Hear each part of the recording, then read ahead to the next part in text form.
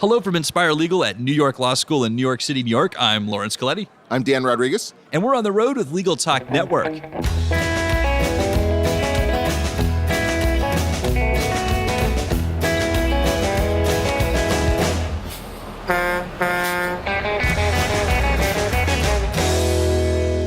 And we're back. Thank you so much for joining us on the road today. We are still at New York Law School in New York City, New York. Obviously, lots of New York there, but I have someone from Chicago joining me, and that would be Dean Daniel B. Rodriguez. Welcome to the show. Thanks. Happy to be here, Lawrence. Excellent. I know you've been traveling around and on your sabbatical and doing a lot of legal tech commentary and exploration and research. And so I've been following you on Twitter, but thank you so much for coming over. You were at and they call it the Unpanel here at Inspire Legal, and it was titled, Who is Going to Pay for the Training of the Next Generation of Lawyers? Sure. Well, I had never heard of Unpanel until I was invited earlier this week, and just to clear up the mystery, it's basically a way to interact much more with the audience. So rather than just hear a bunch of talking heads, we gave our sort of 2-minute spiel, and then we really engaged in a wonderful dialogue over the next hour that passed quickly with folks in the audience. Very diverse group of folks, I should add.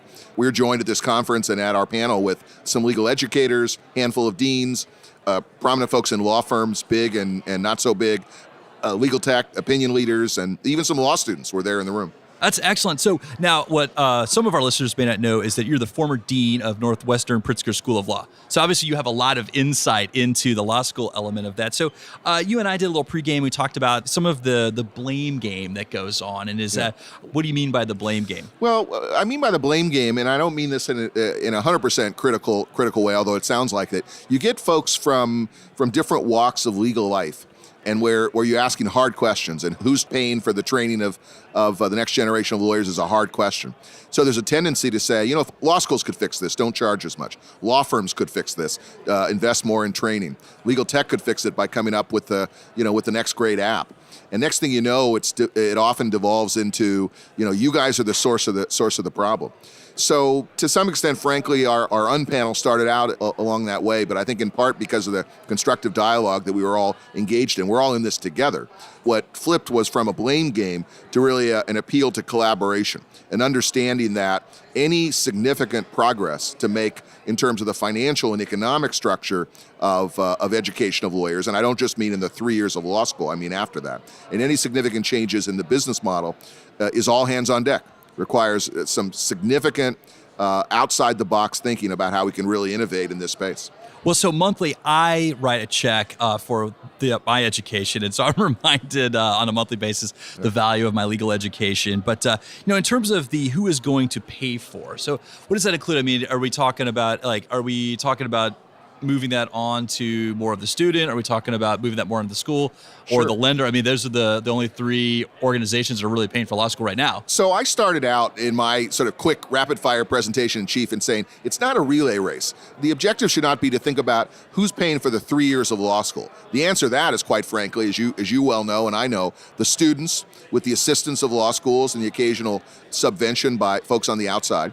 And then the question of who's paying for the rest of legal training over the course of a career is not the law schools. Instead of thinking about it as a relay race, we should think about it as law school for life, as a collaborative endeavor between and among law schools and the profession, so that we're all in the business of helping train and educate students over the course of their careers. And we make an economic investment from the time they start in law school well deep into their careers to make sure that we're adequately assisting them. And by doing so, taking responsibility and ownership for their success in across the legal profession. So the money is a word, not to get too crude about it, but we're talking about money and economics here, goes in both ways. Law schools make a resource investment in their graduates' well-being over the course of a long period of time, and law firms and legal organizations, those who are engaging and helping educate the talent, as it were, are also making an investment in the students' well-being and also collaborating and making an investment in law schools. What were some of the big, bright ideas that came out of your discussion together? So a little randomly, one of our conferees, Nicole Braddock, who I'm sure is known to your listeners, a real influential thought leader in legal technology, said, talking about the law school curriculum, we sort of, now with law tech being all the rage, we move from, old school foundational training of the sort that, we've long done in law schools to the sexy form of training, skipping over the basics that are important in any walk of life. Business knowledge, how to read a P&L statement, how to engage in soft leadership skills, all of that. So you and I and our listeners, I suspect, are a self-selected group of fans of law tech and legal innovation, and that's great.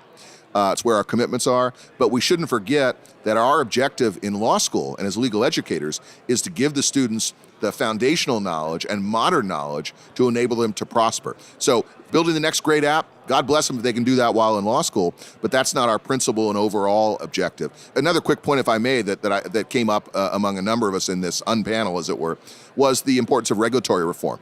We don't have the opportunity in American legal education for natural experiments, as scientists would call them. We can't compare a different model. We can't compare, for example, a law school that has a 2-year training program or an undergraduate legal model or has a 3-year externship and all of these, because the ABA regulatory rules governing law schools basically compels what is more or less a one-size-fits-all.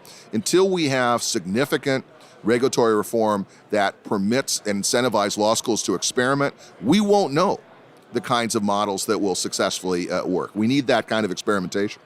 We have a show on our network, the ABA Law Students Podcast, and one of the reoccurring themes is the cost, just the raw cost of education. And so often there's a discussion about how to finance that. Obviously, students, recent grads are very concerned with just the growing number that is your student loan debt when you come out, and it's climbing. And definitely, when I was in school, it was climbing above the cost of living increases. And so, eventually, get to a point where people begin to wonder what is the ROI on education. So we're at that point now. Right. So in the panel, did anybody come up with ideas of how to lower that cost? Was there something internally that could be done to bring that down? Because eventually the math just doesn't line up with what you're going to make over the course of years. No doubt about it. I want to say guilty as charged, not to be glib about it, but to take responsibility and ownership as a legal educator about having not done enough, even though in my time as dean and a number of deans here have done work, but we need to do more work. The problem is, not to get too pointy-headed about it, the inelasticity of demand, that in fact the students still come and take so much of this debt. And frankly, I worry about the uptick in law school applications, because with the recent uptick in law school applications, there's a tendency to say, hey, everything's fine. All these students are willing to come and pay $50,000, $60,000, $70,000. But that misses the essential point. Crushing law school debt reduces opportunities. It puts the onus not just on the law firms, but on the students to manage their careers alongside an enormous amount of debt. So there is an all hands on deck strategy has to come about. Law schools need to be creative in figuring out how to finance their high-level legal education with more attention to student debt. The law firms and legal organizations need to continue to support law schools in a variety of ways, including financially, to bring down that debt. And students need to be agile in working with lenders and working in their own. We have at our law school, and I think, frankly, the vast majority of law schools now essentially, for all intents and purposes, require you or prefer you to work between the time of college and law school, unlike when I was in law school. So even that is a small positive step to, first of all, making sure that students who come to law school understand what they're getting into. It doesn't become a default or a fallback. And second, actually maybe being able to accumulate resources and manage things so when they come to law school, they don't stare down the barrel of an extraordinary amount of student debt. I think one of the issues is educating people about the nature of debt. I've often said many times that I think high schools could do a very good job at bringing that out. Like, here's a credit card debt, here's that flat screen TV you want, and this is how much it costs if you buy it on credit. And I think similarly, colleges can help students with that. And I realize you're dealing with 18-year-olds that are right out of their house, and that it's not. Let me jump in on that, Lawrence. It's a wonderful point. I had an alum, very, very prominent, wealthy alum in Chicago, who came to me and said something like, "If you could just have financial literacy, right, as part of your curriculum." And he says these folks are going to graduate and become lawyers in terms of compared to most of society, be wealthy, all of those have those opportunities. But basic financial literacy is a very important and neglected skill. My first reaction, like legal educators, is, oh, we don't do that. We're going to, we need to teach them the highfalutin stuff. But that's a powerful point. If we could figure that out, that would have an enormous impact. on not the cost of legal education, but as much about how students think about managing their debt and navigating their debt. And by the way, it would also put pressure on law schools, because students can vote with their feet after all, to make the kinds of adaptations and adjustments that will collectively bring down the overall cost of legal education. And I say that knowing that the occasional law professor of mine is, at Northwestern is going to hear this podcast and others, and they'll say, well, what about our, the fact is, we can't build the great American law school on the backs of our students and continue to basically put the costs on them. We have to do something about this. Well, just one last question for you, Dean Rodriguez. If our listeners want to reach out, learn a little bit more, how can they find you? Let me quickly say that one hat I wear is I have the privilege of serving as chair of the ABA Center for Innovation. And in connection with the sort of the innovation space generally, I'd encourage them to reach out to me. Daniel, all lower cap, daniel.rodriguez@law.northwestern.edu. Number one. And number two, I hope your listeners will follow me on Twitter if they can. That's capital D, capital B, Rodriguez 5. At et cetera, et cetera, et cetera. So I'd love to engage with you on social media. Well, you are a good person to follow on Twitter. Thank you.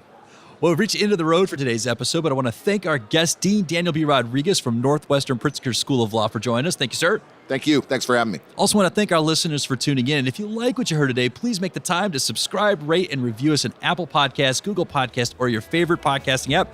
Every bit helps. We'll see you next time for another episode of On the Road with Legal Talk Network. If you'd like more information about what you've heard today, please visit LegalTalkNetwork.com.